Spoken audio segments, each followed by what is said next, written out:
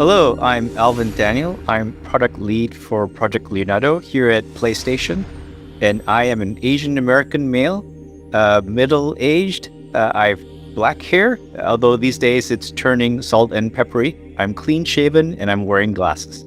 Hi, I'm Paul Amadeus Lane. I am an accessibility consultant. I consult exclusively with Sony PlayStation, the worldwide studios, and I am a middle-aged black male. I'm wearing a newspaper boy hat, my mom calls it, with a blue button-down shirt with a blue and gray bow tie. My pronouns are he and him, and I am so delighted to be with the rest of the crew. Hi, my name is Sam Schaffel. I'm an accessibility design researcher at Insomniac Games. My pronouns are he, him. I'm a white male in my mid-30s with long brown hair, glasses, brown eyes, and I'm wearing an Insomniac Games t-shirt. We're excited today to have and host another accessibility community spotlight to follow up actually on the very exciting news that we were able to announce at CES earlier this year in January on Project Leonardo. This is PlayStation's very first wireless accessibility controller.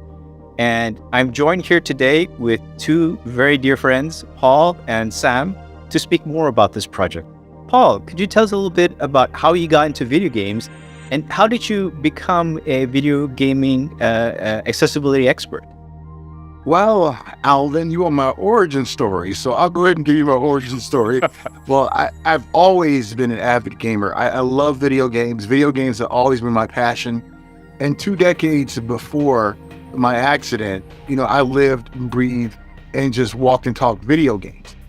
What happened when I had my accident, I lost that ability to play. And it was like I lost a long lost friend. So for many years, I set out to see how I can be reunited with my friend.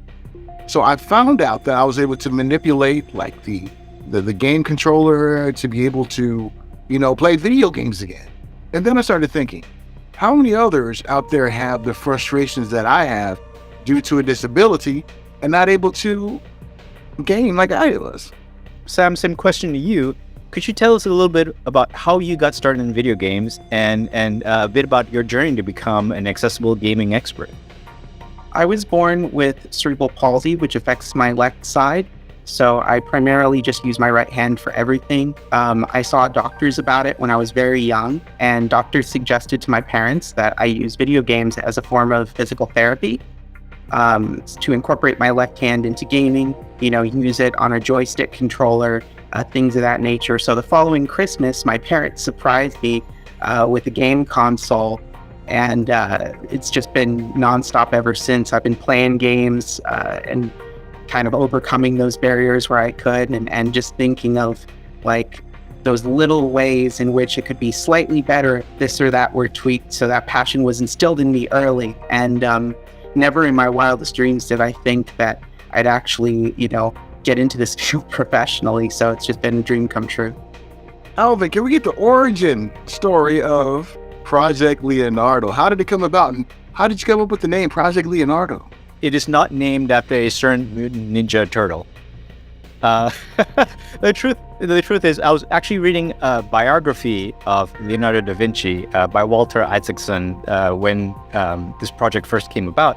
And I thought, Leonardo da Vinci would be the perfect thematic inspiration for this project. Drawing upon the talents of many people in the company and the input from the community and experts such as yourselves. We think we've got something special here, and we really can't wait to bring this to you. The first time you opened that package, what was your first impression? What did you think? I go back and I remember the briefcase, the top secret briefcase with a lock code, right? Got it delivered to my house and put in the code, unlocked it, and saw the equipment. And it was amazing. It was exactly what I had hoped for. There were some modifications because I think, looking back, I think it was round 1. So there were some things that I saw that I definitely communicated in the feedback that I would like to have seen tweaked, and they were. And the next iteration, everything got smoother and smoother. Paul, so one day on your doorstep, super secret prototype package appears. You open the box and What do you think? And I saw it and I was like, what am I going to do with this right here? But then I looked at the instructions, that was provided, and I was like, whoa, this is going to be awesome, because as a quadriplegic and somebody who's been disabled for over 30 years, I wake up every morning trying to problem solve.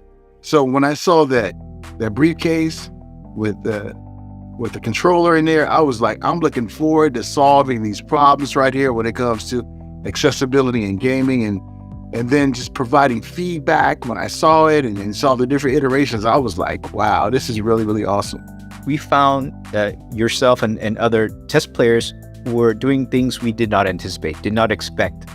It was kind of this emergent way of using Leonardo with setups and configurations we had not occurred to us, actually. So that was both satisfying and gratifying to learn. Actually, it's like, oh, they want to use it in this way. Wow, we didn't think of that. So that was really good to learn. There's so many awesome things about Leonardo. Just to go back, because something else just occurred to me while we were all talking. The different joystick caps that you can put on the controller. Having a big kind of arcade style thing instead of the small one that's more difficult for me to use on the left or right stick, to be able to put a full-on joystick for that so that I can use my left hand, and even though it doesn't have the degree of motion that my right hand does, to be able to use that to actually control the camera again was really amazing, because it was just something that I couldn't do with those smaller thumbsticks. Yeah, I have to say the people really love that arcade style stick. I've seen people use it by cupping it from the bottom or manipulating it from the top. It's got that kind of old school vibe around it. So that's fantastic. That's great to hear. Hey, Alvin, when you get all this feedback from us, did the team feel kind of overwhelmed, or did the team kind of embrace, all of this different feedback? We got a ton of feedback, I have to say. Leonardo is really interesting in that we had user testing going on in 3 locations: in Japan, here in the United States, and also in London, actually. So I can honestly say someone somewhere in the world was working Leonardo at any given moment of the day. We have very carefully curated, the kind of the most impactful features that can most broadly affect everyone in terms of improving accessibility to the controller. So, Alvin, why do this for our community? I think the biggest reason is play has no limits, right? It's our tagline. To many of us here at the company, it also means inclusion, right? No limits. We want everyone in on this party. Players were trying to adapt themselves to the controller. And with Leonardo, we're turning down its head. We now want the controller to adapt to you. And so more people can come in and enjoy these game experiences. That actually brings up a really good follow-up. Can you tell us a little bit more about the team behind Leonardo and some of the organizations that you worked with throughout the process?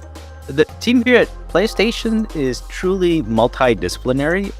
We have, the engineering team, obviously, but that it includes both the hardware and the software teams. Includes experts such as yourself, who are embedded with the studios, who are already doing kind of world-class design in accessible gaming, who taught us a lot, actually, like what were game developers at the cutting edge doing and wanting to do and expected from an accessible controller.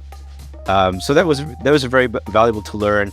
We partnered with many charitable organizations. I'll name a few: Able Gamers, our friends over in the UK, Special Effect, Stack Up. They're a military veterans, disabled veterans organization that advocates for veterans with disabilities. They all lent very important insights into what challenges we needed to address. Because I have to say, when we first start in the space, you're given the task of, hey, go make an accessible controller. It just seemed daunting. Like the spectrum of needs that we had to be able to accommodate and address was super challenging. And without the help of a person like yourself and some of the organizations I mentioned earlier, and the feedback from the community, we wouldn't have been able to kind of hone down and focus on kind of 3 key challenges that today may serve as impediments to you being able to use a standard controller. And so those three challenges, they were kind of touched on in the announcement, are we wanted to design a controller that you didn't need to hold in order to use. There's kind of implicit assumption you just pick up a controller and manipulate it, and that may not be the case for everyone. The second challenge we wanted to address is making it easier to press the buttons on the controller. And I think with a standard controller, you may find that the buttons are too small or too densely packed. And also the buttons can appear on two surfaces, right? You've got the face buttons on the top and then the shoulder and trigger buttons on a completely different plane. And that can be challenging to interact with. And then finally, it was the thumbsticks. Today on a standard controller, thumbsticks are very fixed. They're fixed height, fixed width, fixed orientation. There's rigidity built in there. And there's a kind of an implicit assumption that you can make this very specific hand geometry with thumbs to be able to place digits on top of the thumbsticks to interact with them. And we really wanted to design something with a lot of flexibility in those three areas. And I think the ability to customize the controller by taking the different button caps off and substituting them and really making it your own. And because Leonardo is a kit, I think it also means that it can evolve with you as your needs potentially change. So the controller you start using on day one could over time change to something, at day 100 or later, if your needs should change, right? You can continue to adjust the controller to make it your own. I'm glad you brought that up because there are some small buttons on that controller, like the options button, the share button. So to be able to remap those to a bigger button is fantastic. Because especially for that pause press, when you're under pressure because there's something exciting going on, you just have to stop the action. Having a larger button to press in time is very important.